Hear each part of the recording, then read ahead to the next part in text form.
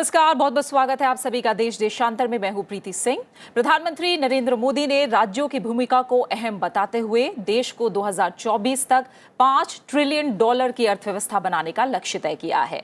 प्रधानमंत्री ने राज्य के मुख्यमंत्रियों को संबोधित करते हुए कहा कि ये लक्ष्य चुनौतीपूर्ण भले ही है, लेकिन इसे राज्य सरकारों की मेहनत से हासिल किया जा सकता है। नीति आयोग की बैठक में न्यू इंडिया के लिए रोड मैप सामने रखते हुए उन्होंने कहा कि राज्यों को अपनी आर्थिक क्षमता पहचाननी होगी और जीडीपी टारगेट बढ़ाने पर जोर देना होगा। उन्होंने कहा कि इसके लिए जिला स्तर से काम करने की जरूरत है। प्रधानमंत्री की अध्यक्षता में आज नीति आयोग की 5वीं बैठक हुई और नई सरकार के गठन के बाद ये गवर्निंग काउंसिल की पहली बैठक थी।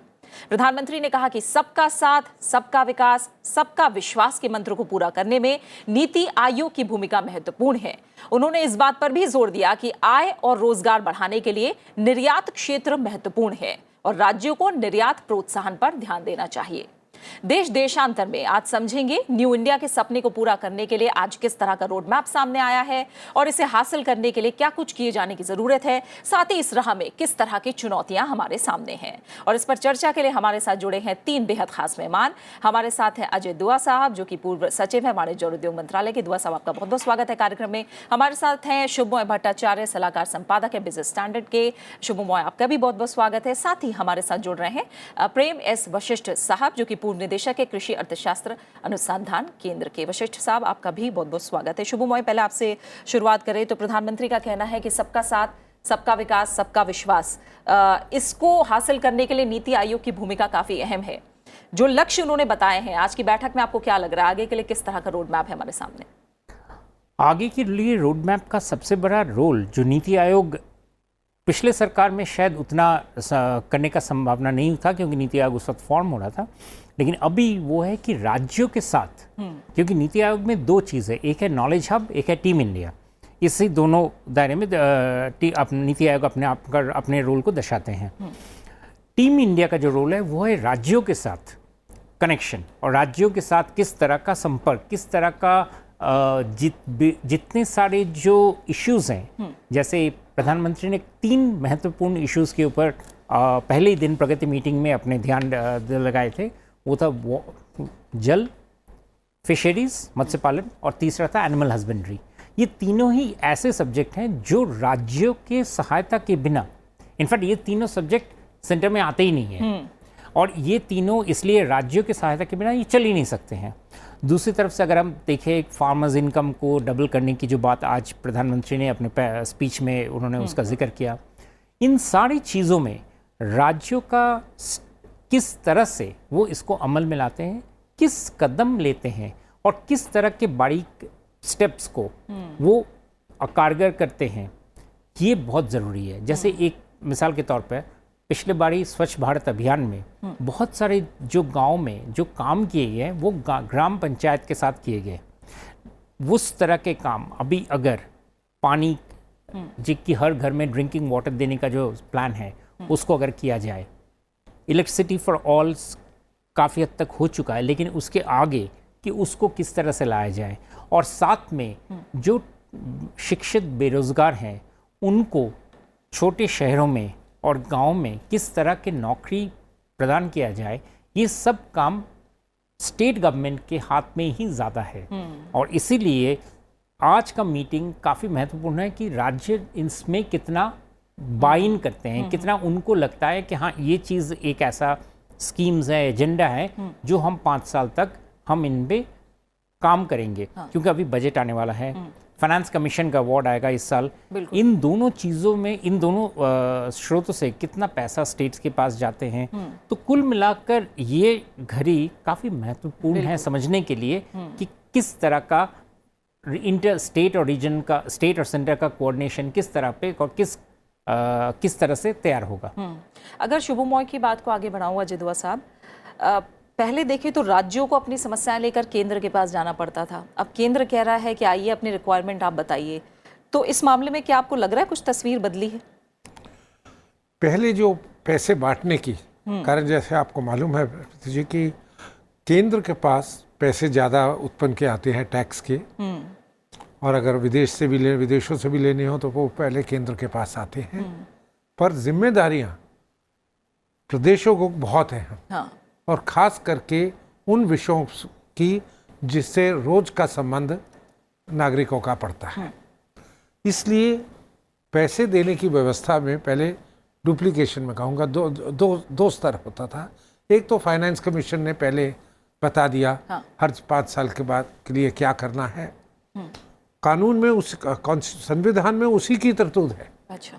पर तब भी उसके अलावा हमने एक योजना आयोग बनाया हुआ था और योजना आयोग में 2 किस्म का, तो सेंटर से जो पैसे जाते थे केंद्र से कि अगर आपकी प्लान स्कीम है, मतलब किसी 7th plan, 10th plan, 11th plan में योजना है तो आपको पैसे मिलेंगे क्या प्लानिंग कमीशन के थ्रू, और जो आपको नॉन प्लान कहते थे वो आपको दूसरी तरफ से मिलेंगे।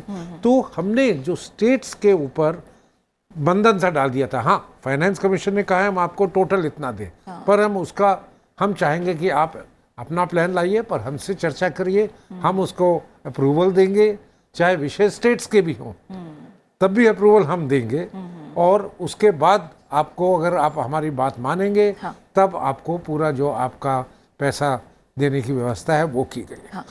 अब चेंज क्या किया गया है जी, जब से प्लानिंग कमीशन कोई संवैधानिक या किसी कानून से नहीं संस्था बनी थी, वो भी गवर्नमेंट के एग्जीक्यूटिव ऑर्डर से ही थी।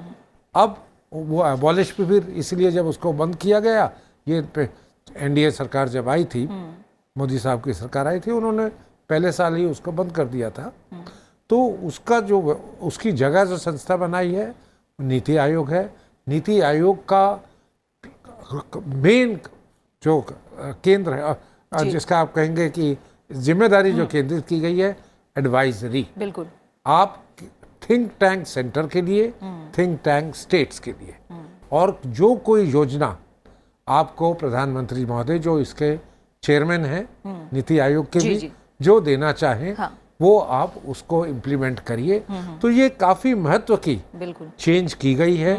और आज की मीटिंग में जो अध्यक्ष साहब ने, प्रधानमंत्री जी ने, कि अब हमारी सरकार वापस आई है, हमारे क्या क्या प्राधान्यता रहेंगी अगले 5 साल, उसका उल्लेख किया काफी विस्तार से। और साथ साथ स्टेट्स को भी कहा कि जो हम टारगेट्स अपने, अगर हम कह रहे हैं कि 6 साल के अंदर, और अब तो 5 ही रह गए, 5 साल के अंदर हम अपने नेशनल इनकम डबल करना चाहते हैं, 2.5 ट्रिलियन से 5 ट्रिलियन। हम 2022 तक फार्मर्स की इनकम डबल करना चाहते हैं। हम कई चीज़ें 2024 तक करना चाहते हैं, जिसमें टीबी का भी कंट्री में निकल जाए। तो हम एक्सपोर्ट्स को देना चाहते हैं प्राधान्यता। हम पानी को वाटर कंजर्वेशन मैनेजमेंट और पाइप वाटर स्कीम हर घर में लाना चाहते हैं। अपने प्रायोरिटीज उन्होंने किए। अब इसके अनुसार आज चर्चा हुई होगी, माननीय मुख्यमंत्री जो और जो गवर्नर्स यूनियन टेरिटरीज के आए थे, और उन्होंने अपना अब जाके स्टेट्स ने जाके कुछ स्कीम्स अपने आप बनाएंगे कि भाई ये आपने कहा कि पूरे देश में ये आप करना चाहते हैं, हमें वो कैसे करनी है, आप हमें क्या क्या आपकी मदद लगेगी। और कुछ हो सकता है वो ये भी आके बोले कि हम अपने रूप से ही करेंगे जो आपने प्राधान्यता की है। और कुछ स्टेट्स कह सकती हैं कि हमारी ऑलरेडी ऐसी योजनाएं हैं, शायद हमें नई योजनाएं शुरू करने की जरूरत नहीं। अच्छा, ठीक है। प्रेम वशिष्ठ साहब, आपसे किसानों को लेकर, कृषि को लेकर बात करें तो सरकार ये कहती आई है कि 2022 तक किसानों की आमदनी दुगनी करनी है। और नई सरकार के गठन के तुरंत बाद हमने देखा कि जो किसान सम्मान निधि योजना है उसका फायदा सभी को मिलेगा। इसके अलावा पेंशन योजना का भी ऐलान। आज की बैठक के बाद कृषि क्षेत्र को लेकर जो बातें सामने आई हैं, क्या लग रहा है 2-3 साल के लिए क्या विजन है और क्या कुछ हासिल किया जा सकता है? देखिए, विजन डॉक्यूमेंट देखा जाए तो एक पहले आ चुका है डबलिंग फार्मर इनकम पर, और उनकी स्ट्रेटजी उसमें क्लियरली डिफाइन की गई है। जहां तक आज की कॉन्फ्रेंस का सवाल है, एक कहना चाहिए कि ये रीइटरेट किया जा रहा है डिसीजन, और जिसमें फोकस किया जा रहा है कि सबसे ज्यादा महत्वपूर्ण रोल स्टेट्स का रहेगा, स्टेट और सेंटर के कोऑपरेशन का रहेगा। क्योंकि स्ट्रेटजी डॉक्यूमेंट बेसिकली जो पहले आया था उसमें क्लियरली स्पेसिफाई किया है कि तीन सब कंपोनेंट्स एग्रीकल्चर के जिसमें बहुत फोकस करना है, एनिमल हस्बेंड्री, हॉर्टिकल्चर और फ्रूट्स एंड वेजिटेबल्स, इस पे सारा बहुत उनको जोर देना है, dairying sector also. Basically transformation in agriculture, transformational steps जिसमें एग्रीकल्चर की बात की गई है, उसमें काफी एम्फेसिस है ये सारे एपीएमसी एक्ट को हटाने का, और marketing, basically marketing would play a very central role, जिसमें फार्मर्स को मार्केट से डायरेक्टली लिंक करना होगा। और इस सब में स्टेट गवर्नमेंट की बहुत बड़ी एक इम्पोर्टेंस है, उनके सहयोग के बगैर ये सारा हो नहीं सकता, क्योंकि एपीएमसी एक्ट को हटाना, मार्केटिंग चैनल्स को क्लियर करना, फार्मर्स को लिंक करना, वो सारे में स्टेट गवर्नमेंट की गवर्नेंस एस्पेक्ट और स्ट्रेटजी दोनों बहुत ही इम्पोर्टेंट अहम रोल प्ले करते हैं। और एक एडिशनल फैक्टर जो अब हम कह सकते हैं बियॉन्ड जो डबलिंग फार्मर इनकम की स्ट्रेटजी में दिया था, वो जल शक्ति पे काफी फोकस किया जा रहा है कि जितने वाटर रिसोर्सेज हैं उनको एक इंटीग्रेटेड मैनर में एफिशिएंसी बढ़ाने की बात है, और मेजर फैक्टर जो रोल प्ले करेगा उसमें वाटर रिसोर्सेज को एग्रीकल्चर के लिए कितने एफिशिएंट तरीके से आप यूज कर सकते हैं। तो फोकस बेसिकली स्ट्रेटजी पर है आज के कॉन्फ्रेंस में, आज के कम्युनिकेशन में, और सब सेक्टर्स जैसे मैंने पहले कहा उन पे काफी जोर दिया जा रहा है। जहां तक रिसोर्सेज का सवाल है, जैसा कि अभी दुआ साहब ने मिस्टर दुआ ने मेंशन किया कि मच विल डिपेंड कि आगे रिसोर्स डिस्ट्रीब्यूशन कैसे होता है, क्योंकि ये सारा इम्प्लीमेंटेशन स्टेट्स के ऊपर डिपेंड करता है। बिल्कुल। तो पहले स्टेट्स एक अपने कॉन्क्रीट प्लान लेकर आए जो सब सेक्टर्स में जिनमें फोकस करना है, और बड़े कॉन्क्रीट प्लान को कैसे इम्प्लीमेंट करना है, कितने रिसोर्सेज उनको चाहिएंगे। तो जब ये रिसोर्स डिस्ट्रीब्यूशन की बात आएगी, वहां पे सेंट्रल स्टेट कोऑपरेशन और स्टेट गवर्नमेंट का रोल गवर्नेंस में काफी अहम माना जाएगा। ठीक है। तो ये बेसिकली स्ट्रेटजी का यानी शुभमोय, ये जैसा ये आउटलाइन, हाँ, आप तीनों ही मेहमान जो कह रहे हैं कि बड़ी जो बात निकल के आई है वो यही है कि टीम इंडिया के तौर पर अब काम करना है न्यू इंडिया के लिए। ये बड़ी बातें निकल कर आई हैं, और जो भी लक्ष्य 2024 में $5 ट्रिलियन तक की अर्थव्यवस्था का लक्ष्य हो, किसानों की आय दुगनी करने का लक्ष्य हो, या फिर हर घर पानी पहुंचाने की बात हो, हर एक को छत देने की बात हो, सब जब मिलकर काम करेंगे। उन्होंने खुद कहा कि मुश्किल लक्ष्य जरूर है, लेकिन अगर राज्य मेहनत करें तो ये लक्ष्य हम हासिल कर सकते हैं। तो ये सोच, ये जो बदली हुई सोच है, इससे कितना परिवर्तन आता दिख रहा है? प्रीति, आप देखेंगे कि पिछले बारी 2014 में जब मोदी जी जीत कर आए थे, उस वक्त 12th 5-year प्लान चल रहा था। उसके बाद उस प्लान को बंद किया गया और टर्मिनेट किया गया 2017 तक जाके, और उसके बाद और उसके उसी बीच में नीति आयोग का गठन हुआ। यानी कि उस वक्त जितने सारे प्लान्स बनाए गए थे 12th प्लान के चलते, उनमें कुछ हद तक तब्दीली करना पड़ा, कुछ को बंद करना पड़ा। फाइनेंस मिनिस्ट्री को इंस्ट्रक्शंस देना पड़ा स्टेट्स को कि देखिए आपके जो प्लान्स चल रहे हैं, प्लान बाय प्लान चलते हैं, कुछ प्ले ओवर आता है, उन सबको आप बंद कीजिए, फ्रेश देखेंगे। यानी कि थोड़ा बहुत एक, जिसे कहते हैं, एक चेंज ओवर का सिचुएशन था।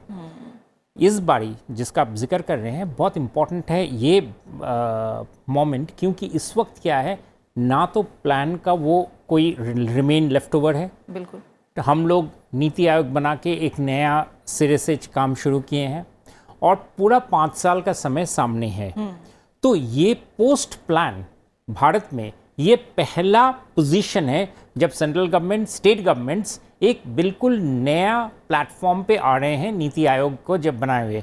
और जैसे दुआ साहब बोल रहे थे कि नीति आयोग का रोल पैसा देने का नहीं है, उसका काम, उनका काम है नॉलेज बांटना, टेक्निकल सपोर्ट देना।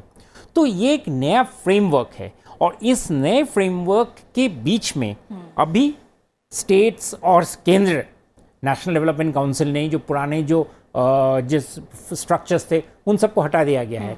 उनको हटा के अभी ये जो नया जो फ्रेमवर्क बनाया है, उसका पहला एग्जामिनेशन और पहला जिसे कहते हैं फोकस लाने का ओकेशन आज था। तो इसीलिए आज का जो मीटिंग है नीति गवर्निंग काउंसिल का, ये बहुत ही अहम है, क्योंकि ये भारतीय अर्थव्यवस्था में एक पूरा नया फ्रेमवर्क को लाता है। और उसमें क्या क्या कदम ले जाएंगे, क्या क्या पहल होंगे, क्या क्या चुनौतियां सामने आएंगे, उन सब को देखने का एक डिफरेंट, जिसे कहते हैं एक सर्कमस्टांस या सबको एक स्ट्रक्चर भी देने का मौका आज था। बिल्कुल। और इसमें एक और लेवल अगर जोड़ें तो उन्होंने डिस्ट्रिक्ट की भी बात की है कि आप जिला स्तर तक जाइए और निर्यात को बढ़ावा दीजिए, रोजगार और आय बढ़ानी है तो जिला स्तर तक काम करना होगा। बिल्कुल, जो प्रधानमंत्री जी ने कहा, उनको स्टेट लेवल का अनुभव बहुत है। 14 साल मुख्यमंत्री रहे। बिल्कुल। उन्होंने गुजरात में एक कृषि का भी काफ़ी हद से बढ़ाया। उनके कुछ 7-8 साल कृषि का उत्पादन वहाँ पे 10% हर साल बढ़ा है। और उनको मालूम है कि सबसे बड़ी अड़चन क्या थी, पानी की। उन्होंने किसानों को जो मदद दी गई, अगर गुजरात मॉडल में हम ज़्यादा बात नहीं करते कि डिटेल में क्या काम। दुआ साहब, आपको रोकूंगे। इस समय नीति आयोग की तरफ से प्रेस कॉन्फ्रेंस हो रही है, आइए आपको सीधा ले चलते हैं। पर बहुत ही ओवरवेलमिंग रिस्पांस रहा हमारे पास। 3 मुख्यमंत्री केवल नहीं आ पाए, जिसमें से एक तो जर्मनी गए हुए हैं और नहीं आ पाए, और 2 की कोई तबीयत गड़बड़ थी, और एक और हमारे पश्चिम बंगाल की मुख्यमंत्री नहीं आ पाई।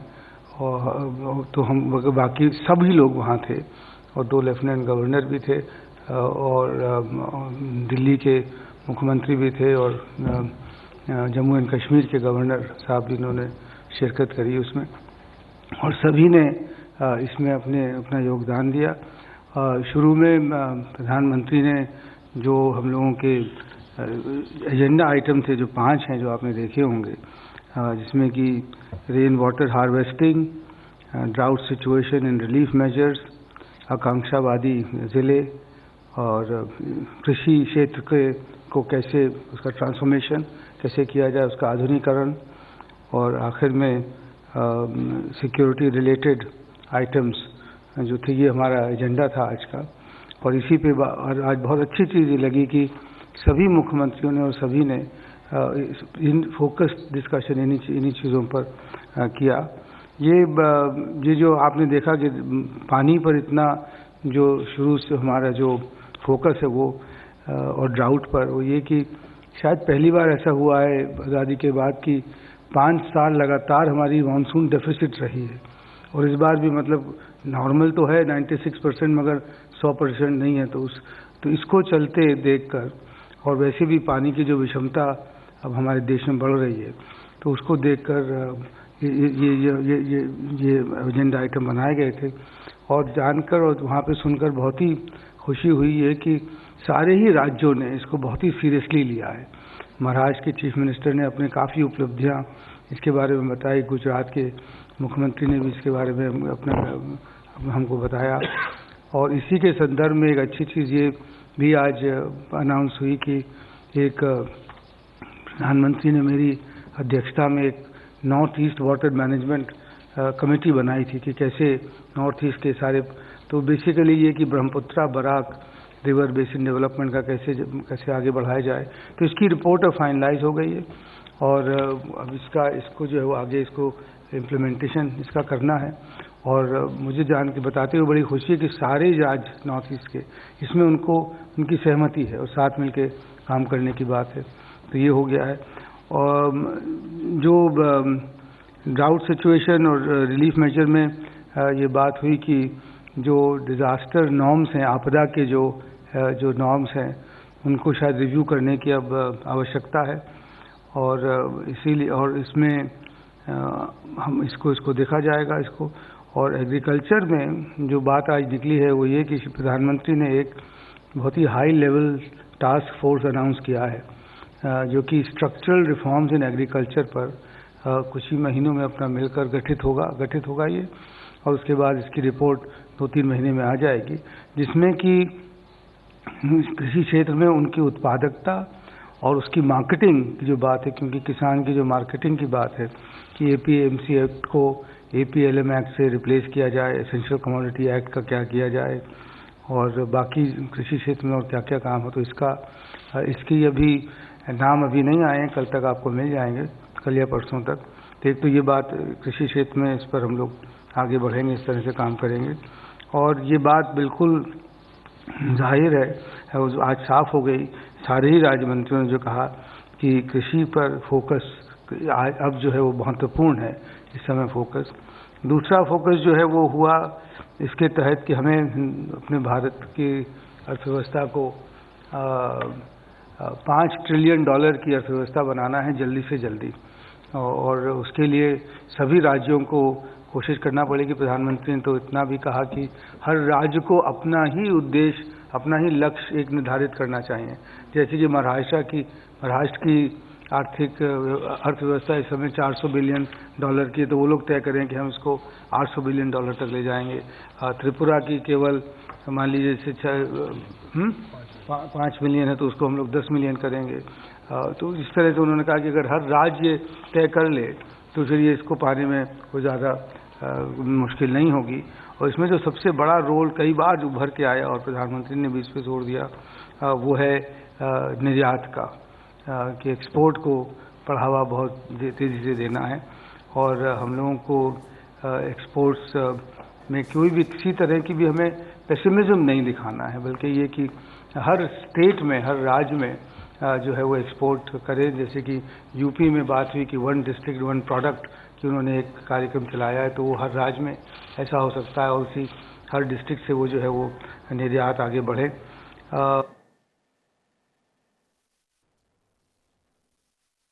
तो हम देख रहे थे नीति आयोग की तरफ से नीति आयोग के उपाध्यक्ष राजीव कुमार प्रेस कॉन्फ्रेंस कर रहे थे और जो बड़ी बातें हैं उन्होंने सामने रखी हैं। दुआ साहब, उन्होंने जो बात कही है कि पानी की समस्या की बात हो या कृषि क्षेत्र में आपदा की बात रही हो, तभी सभी जो राज्य हैं उन्होंने काफ़ी सीरियसनेस दिखाई है और इन चीज़ों पर जो सामूहिक प्रयास हैं वो करने की बात कही गई है। तो इन प्रेस कॉन्फ्रेंस से क्या बड़ी बात आप देख रहे हैं निकलते हुए? मैं सबसे बड़ी चीज़ जो मुझे लगती है जो यहाँ पे कि स्टेट्स ने कोई ज़्यादा वाद विवाद सेंटर से नहीं किया। उन्होंने, सेंटर ने जो ब्रॉड ऑब्जेक्टिव्स, गोल्स बनाए, उनसे सहमति दिखाई गई है। एक तो थोड़ा फ़ायदा होता है कि अगर अपनी ही पार्टी की स्टेट्स ज़्यादा हो, जो आज बीजेपी की इस परिस्थिति है या उनके एलाइज की मिला के कि 2/3 कंट्री का स्टेट्स उनकी अपनी पार्टी की ही हैं, तो फ़ायदा की चीज़ होती है कि स्टेट्स को साथ रखा, अपने एलाइज को साथ रखा, तो ऐसी चीज़ों में बिल्कुल सपोर्ट मिलता है। दूसरा, अब केंद्र ने भी उनको ज़्यादा इन्वॉल्व करने का मुझे लगता है आज निर्णय लिया है। कभी आज तक कभी कि स्टेट्स एक्सपोर्ट्स में इन्वॉल्व हों, मैंने भी स्टेट में नौकरी की कि थोड़ा ऊपर से बात होती जी आप भी कुछ करिए। अब क्या कह रहे हैं कि हर डिस्ट्रिक्ट में एक प्रोडक्ट आइडेंटिफाई हो, क्या जिसका जो एक्सपोर्टेबल हो सकता है, मतलब पोटेंशियल पहचान। हाँ, कि आपने हर डिस्ट्रिक्ट में, अगर हिंदुस्तान में 600 डिस्ट्रिक्ट्स हैं तो 600 डिस्ट्रिक्ट्स में हम 600 नए पदार्थ या एग्जिस्टिंग प्रोडक्ट कैसे हम उनको उत्तेजन दे सकते हैं, कैसे उनको कम्पिटिटिव बनाएंगे, उनके ऊपर ध्यान तो दिया जाएगा। हम थोड़ा सा अपना बास्केट वाइडन कर रहे हैं। नहीं तो अभी तक था हिंदुस्तान से कपड़े कैसे जा सकते हैं, जूट कैसे जाएगा, लेदर कैसे जाएगा, और अब देख रहे हैं कि इन सब ट्रेडिशनल प्रोडक्ट्स में दूसरी कंट्रीज आ गए हैं, दूसरे देश, बांग्लादेश हो, वियतनाम हो, इंडोनेशिया हो, हमें कंपटीशन दे रहे हैं। हमारे ट्रेडिशनल आइटम्स में ही एक्सपोर्ट नहीं हो पा रहे थे, नए आइटम्स में तो बहुत कंट्रीज आई हुई हैं, खास करके चीन से हम कंपेटिटिवनेस नहीं था। तो वो चीज़ मुझे काफ़ी महत्व की लगी। और साथ साथ जो अभी राजीव कुमार जी ने कहा कि सेंटर ने कहा जी हमारा उद्देश्य है कि आप जीडीपी कैसे डबल करें। बिल्कुल, चलिए अब डबल नहीं तो अब शायद 2.7 होगा। अगर इस साल के आंकड़े जब आएंगे, पहले आंकड़े तय हो जाए फिर आएंगे कि कितना है, उससे 5 ट्रिलियन को भी ले जाना हो तो 55% से आपने मतलब 70-80% तो बढ़ाना ही होगा। 12-13% पर साल बिल्कुल आपको पर वर्ष वो इंक्रीमेंट चाहिए। तो उसके लिए भी उन्होंने स्टेट्स को कहा है आप तय करिए कि कैसे आप डबल करेंगे, स्ट्रेटजी क्या होगी। और फाइनली मैं कहूँगा जो उन्होंने एक चीज़ आज कही कि स्टेट्स मिल के हमें बताएं कि कैसे हम अपना कृषि को में क्या, कृषि सबसे इम्पोर्टेंट, कृषि और ग्रामीण विकास सबसे इम्पोर्टेंट मेरे हिसाब से है कि कैसे हम स्ट्रक्चरल रिफॉर्म्स की जो ज़रूरत है कैसे की जाए। स्टेट्स को आज इन्वॉल्व किया रास्ता गया। खुद स्टेट बताएं। लेकिन इस बीच शुभमा, एक बहुत छोटा सा कमेंट जो नीतीश कुमार की तरफ से कहा गया, बिहार को एक बार फिर विशेष दर्जे की मांग की। उन्होंने एक बात ये भी रखी कि जो केंद्र की प्रायोजित योजनाएं वो बंद हो, क्योंकि हर राज्य की अपनी अलग जरूरत है, जबकि केंद्र कहता है कि पहले लोगों तक जो बुनियादी सुविधाएं हैं उनकी हर एक तक पहुंच होना जरूरी है। तो क्या ये विरोधाभास है, क्या ये मांग सही है? एक छोटा सा कमेंट इस पर। वैसे भी अभी सिर्फ 7 ही केंद्र के स्कीम्स हैं बड़े, जो सारे राज्यों में होते हैं, वो है कोर सेंट्रल स्पॉन्सर्ड स्कीम्स। बाकी जो स्कीम्स है वो उसमें दायरा ज़्यादातर स्टेट्स का ही है। तो काफ़ी हद तक हो ही चुका है। बेसिकली आप जो कह रहे हैं वो बिल्कुल सही है कि सिर्फ वही स्कीम्स जो एकदम ही निहायत ही ज़रूरी माना जाता है, सर्व शिक्षा अभियान, ODF वगैरह इस तरह की स्कीम्स, उन्हीं पे ही सेंटर के पैसे जाते हैं। ठीक है, फिलहाल बहुत बहुत शुक्रिया आप तीनों मेहमानों का हमारे साथ जुड़ने के लिए। शुभमा, आपका भी बहुत बहुत शुक्रिया। दुआ साहब, आपका भी बहुत बहुत शुक्रिया। वशिष्ठ साहब, आपका भी बहुत बहुत शुक्रिया देश देशांतर में आज फिलहाल हमारे साथ जुड़ने के लिए और ये तमाम बातचीत हमारे साथ साझा करने के लिए। इसी के साथ फिलहाल इस कार्यक्रम में इतना ही। आप देश देशांतर को YouTube पर भी देख सकते हैं और अपनी राय और सुझाव हमारे साथ साझा कर सकते हैं। नमस्कार।